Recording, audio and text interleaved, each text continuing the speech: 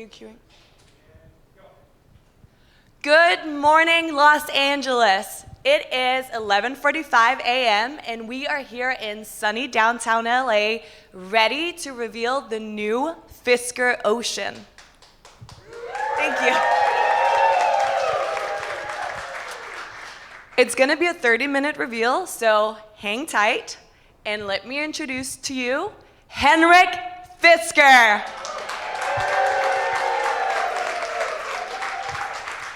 Henrik Fisker. Henrik, can somebody call him on his cell phone, please?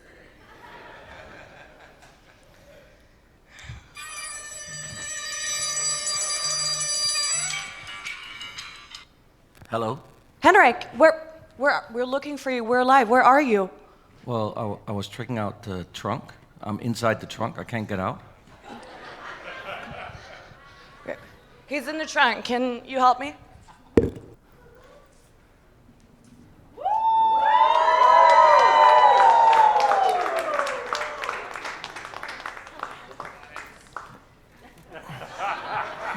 Hey guys. I thought it was going to be shipped to Las Vegas here with us. So, all right. That was a little hairy there, but big trunk. Thank you for coming. We have a lot to talk about today. Got to give you a lot of specs about the car. And I know all of you guys here have, or at least a lot of you, have already reserved a Fisker Ocean. So hopefully we can give you as much information as possible.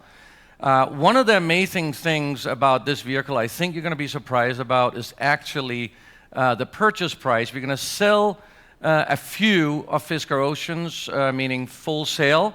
But as you also know, some of you, we are planning a flexible lease model. We have launched our Fisker app.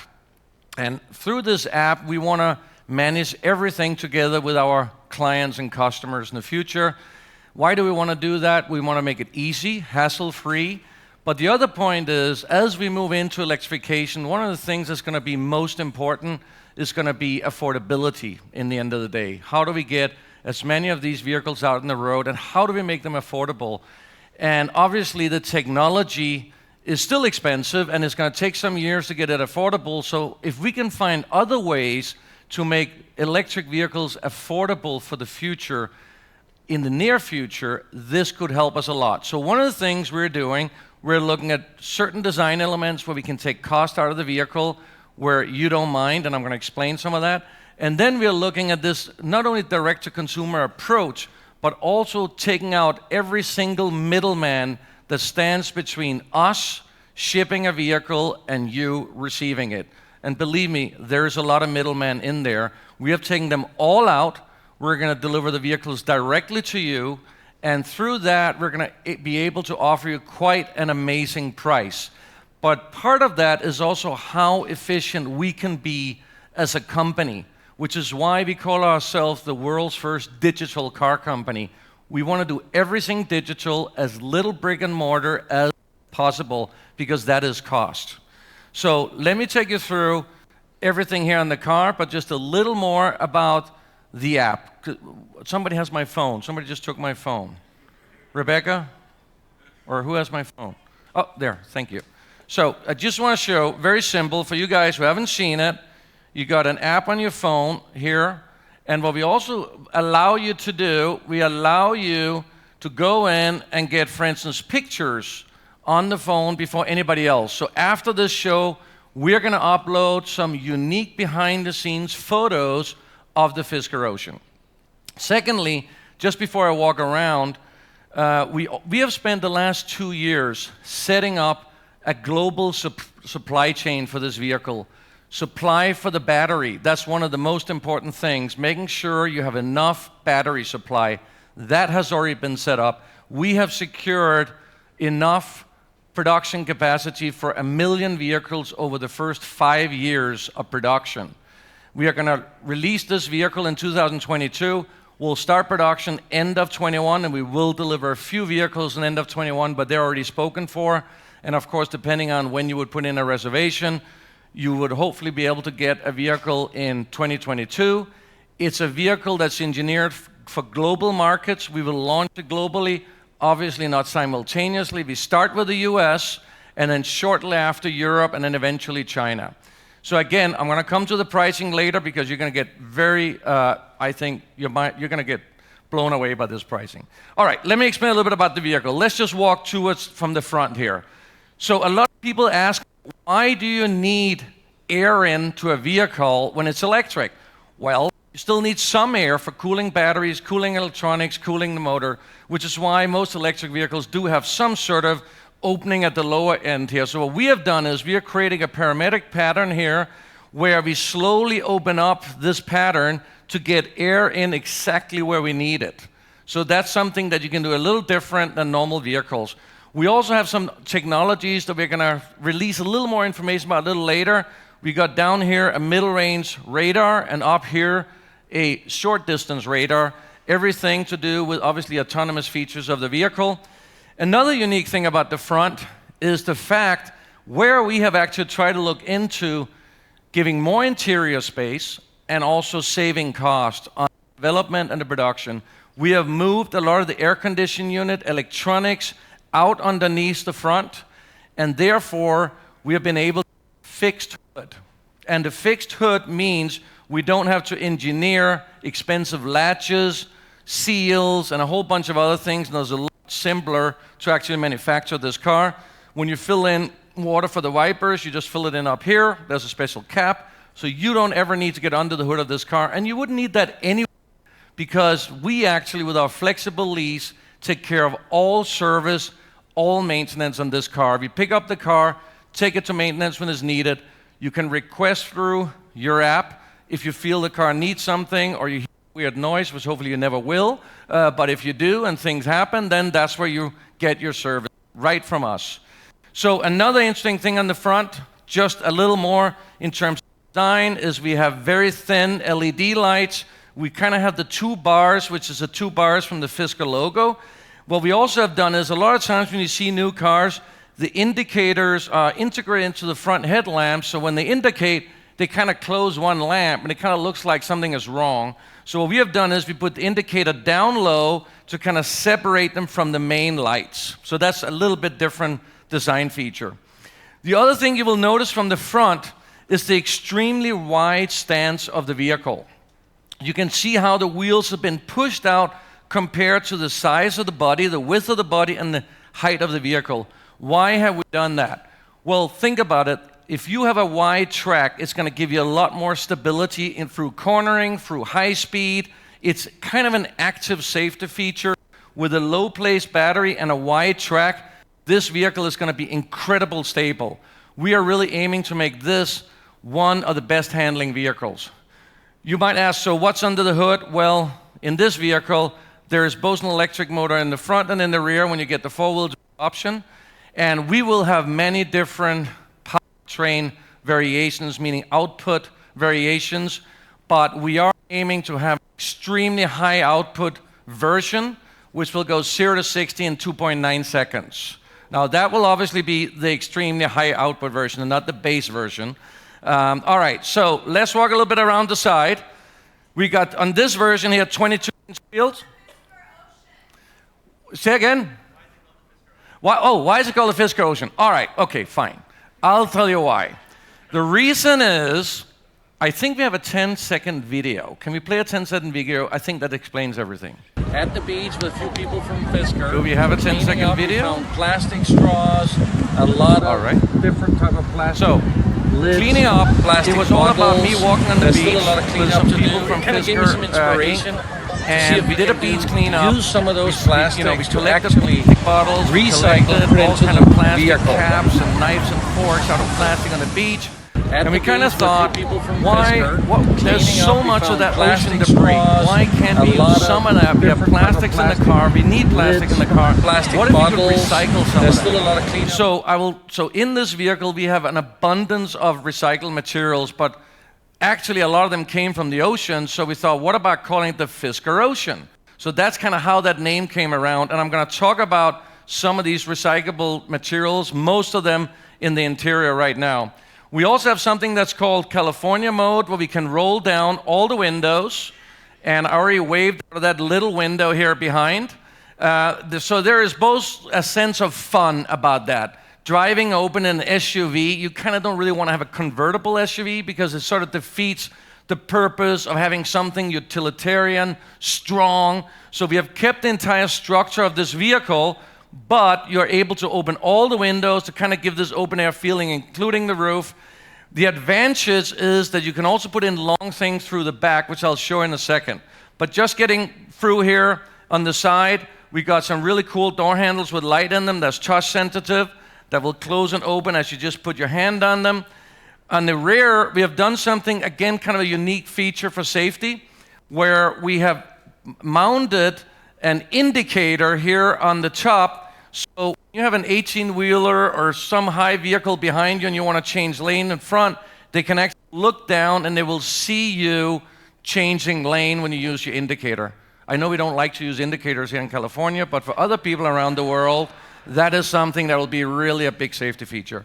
On the roof, we are going to offer on the top version a full-length solar roof. It'll give you about 1,000 miles free, zero emission a year if you're in a good weather like here in California. Some other place in the world might be a little bit less. But why are we doing that? And is it really super efficient? Well, we got to start somewhere with new technology. Just like we're starting with electrification, we're starting with recycled materials. We want to start with putting in the solar roof. We know that this thing is improving, and we can then update it because we already got the hardware.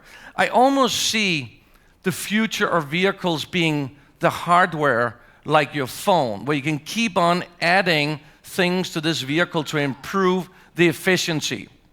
And that's something, when we designed the car, we really thought about making it extremely, kind of clean, timeless, without too many, creases and stuff in the side. Make it kind of like that this vehicle would also look good in 5 years from now. This is not something, our whole philosophy is not to make a facelift every 2 years for you to buy another vehicle. That is why we created the flexible lease, because we will keep sending these vehicles out. After the first one gives it back, we'll send it out for a slightly lower price. Third person give it back, we'll send it out.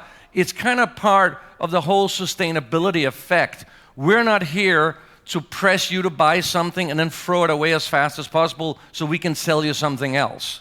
We're here to provide a mobility service, and that is really the difference. Now, coming towards the rear of the vehicle, and I know it's kind of turned away, so we're going to try and get some shots on this.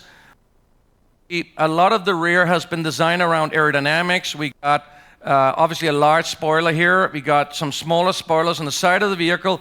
And then below the vehicle, we got some air ducts that you kind of normally see in sports cars and supercars, but we have actually placed them here because they're quite efficient to kind of let the air slip out underneath the vehicle, as we have a flat, obviously a flat bottom of this vehicle. On the rear, we have this roll-down window, which on one hand is fun and cool because it lets air in, but it's also very usable because you can put long things in through this without having to open the hatch and drive around with an open hatch. But to protect the body and the interior, we have put this that kind of looks like a tire, and we kind of thought that would be cool because this is actually made from recycled rubber that's come out of tire manufacturing that normally goes into landfills. So by taking this rubber and remolding it and using it in the vehicle, we are making sure it doesn't go into landfills, but it also has a function. By being here in this area, you can put stuff in and not worry about scratching anything or ruining the interior.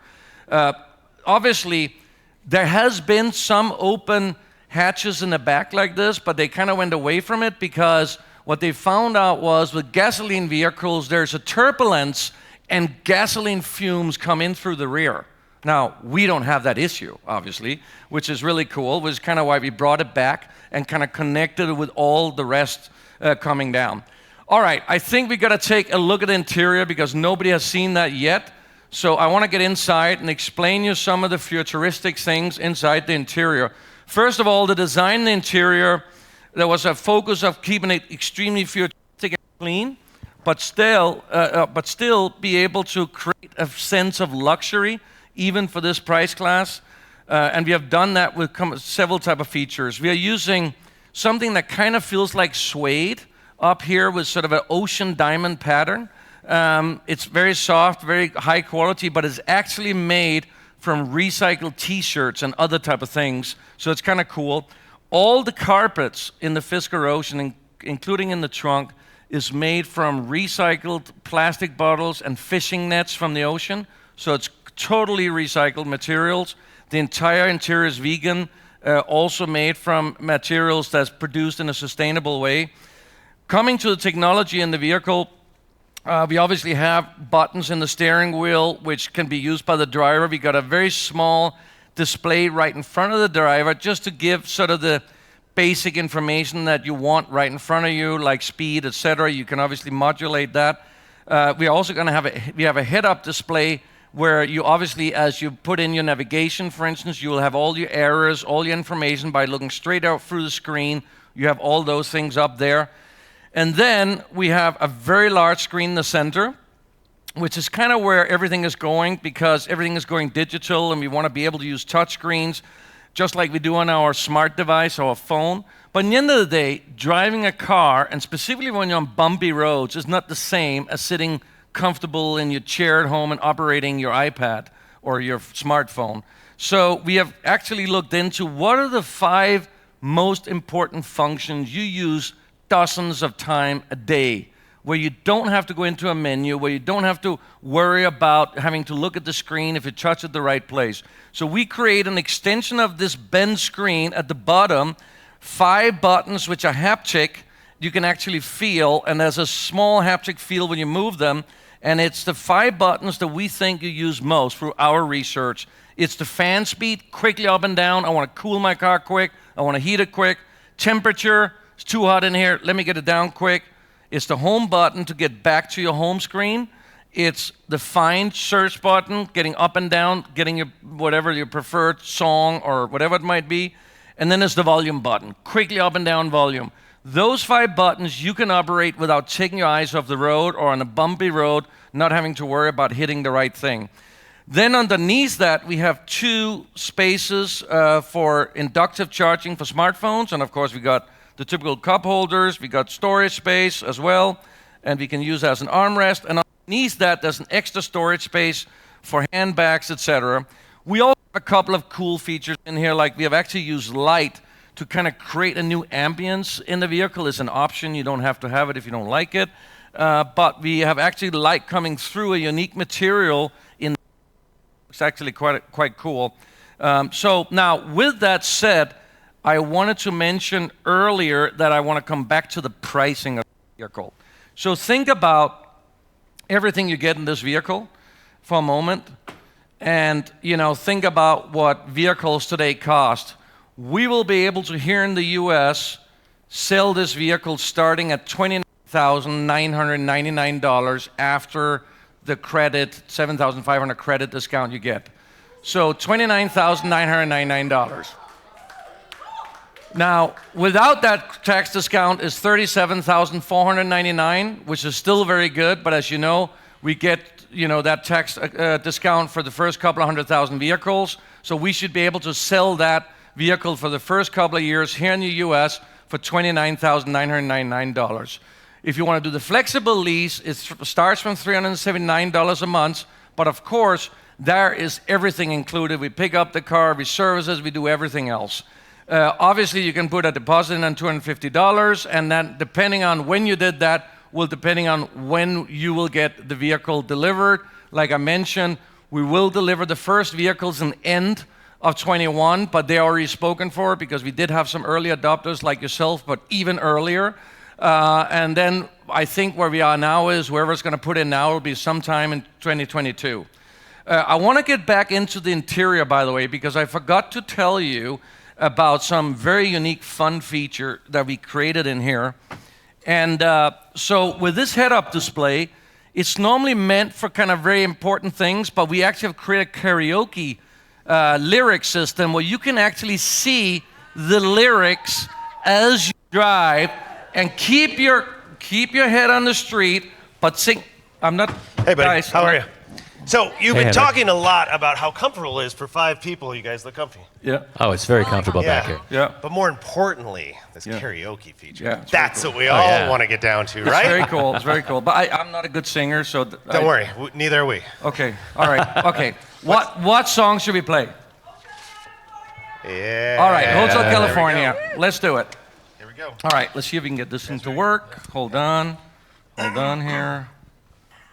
Hold on. Hold on. Got it to work. Hotel California. Let's see if we can get this thing to work. I'm afraid that you might have to sing that without the actual music. I don't know. That might be a little tricky. Is that going to be tricky? Probably need some Let me music. just see if I can get this thing to work. Yeah, we can try it. All right. Ready? 1, 2, 3. Welcome to the Hotel California. Such a lovely place. Such a lovely face. Living it up at the Hotel California. Any time of year. You can find us here. Woo! All right, enough of singing. To everybody out there that saw the live stream, thank you very much. We're going to be in Las Vegas the 7th of January, and everybody can come up and take a look at the vehicle. Here we will end it now with a live stream, and I'll come out and take some questions from the audience and some photos or whatever we need to do. Thank you very much, everybody. Thank you.